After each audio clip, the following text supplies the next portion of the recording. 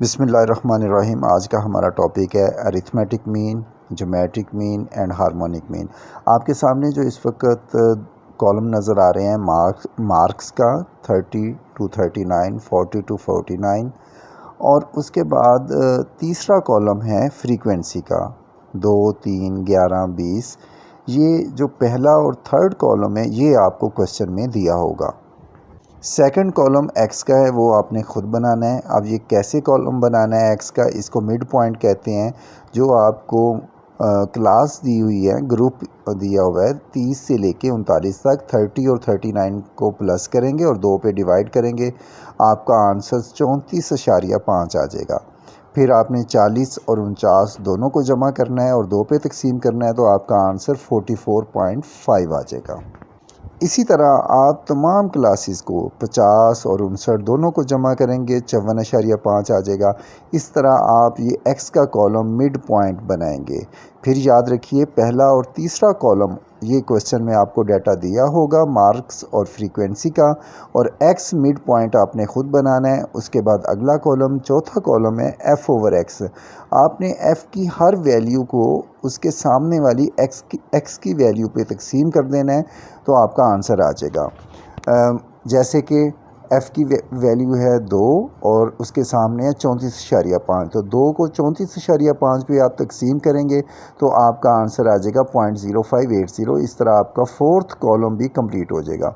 और फिर पांचवा कॉलम आपने बनाना है एफ़ एक्स का। एफ़ और एक्स को आप मल्टीप्लाई करेंगे और मल्टीप्लाई करने के बाद आपका आंसर आते जाएंगे, इनको आप प्लस करेंगे और तो वो 7250 आ जाएगा एफ़ एक्स का जो समीशन है। आप देख रहे हैं कि मैंने 1, 2, 3, 4, 5 कॉलम के नाम लिखे हुए हैं, लेकिन ये आपने पेपर में लिखने की ज़रूरत नहीं है, ये सिर्फ आपको समझाने के लिए है।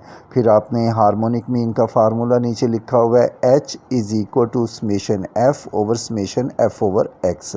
आप देखें जो फ्रीक्वेंसी का सम है 100 है और नेक्स्ट नीचे जो है वो है summation F over X। F over X का चौथा कॉलम है, हमने बनाया था, उसको जब टोटल किया तो वो 1.4368, तो 100 को 1.4368 पे हम डिवाइड करेंगे तो 69.60 आपका आंसर आ गया। और अरिथमेटिक मीन आगे आप देख रहे हैं वो सॉल्व किया हुआ है। अरिथमेटिक मीन उसको सिंपल मीन भी कह देते हैं। उसका फार्मूला है X bar is equal to summation F X over summation F. F X का सम जो है वो 7250 है, समेशन एफ़ 100 पे तकसीम करेंगे 72.5 आ गया। याद रखिएगा, हमेशा याद रखिएगा इस बात को कि अरिथमेटिक मीन जो है वो ज्योमेट्रिक मीन से बड़ा होता है और ज्योमेट्रिक मीन हार्मोनिक मीन से हमेशा बड़ा होता है। तो इस क्वेश्चन में इस डाटे से हमने 2 वैल्यूज़ निकाली, अरिथमेटिक मीन और हार्मोनिक मीन। अब ये नेक्स्ट आप देखिए डाटा जिसमें आपको वेट्स दिए हुए हैं 100 से 104, 105 से 109 और तीसरा कॉलम फ्रीक्वेंसी का 24, 30।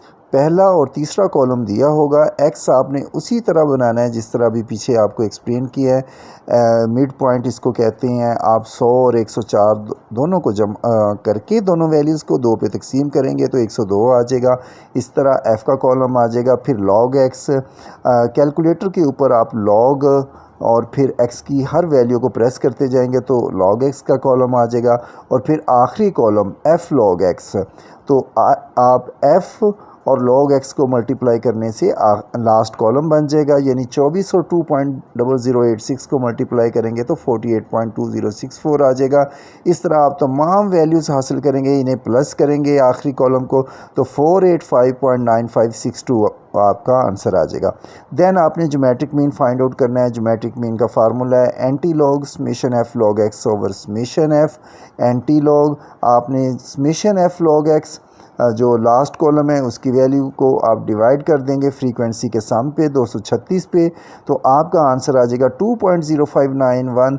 अब आप कैलकुलेटर पे शिफ्ट और लॉग प्रेस करेंगे तो वो एंटी लॉग हो जाएगा, तो फाइनली आपका रिज़ल्ट आ जाएगा 114.58। तो इस तरह आज इस लेक्चर में हमने अरिथमेटिक मीन, ज्योमेट्रिक मीन और हार्मोनिक मीन ग्रुप डाटे के लिए सॉल्व करना सीखा। अब आप इस एक रिज़ल्ट याद रखिएगा हमेशा कि अरिथमेटिक मीन ज्योमेट्रिक मीन से बड़ा होता है और ज्योमेट्रिक मीन हार्मोनिक मीन से बड़ा होता है। शुक्रिया, अल्लाह हाफिज़।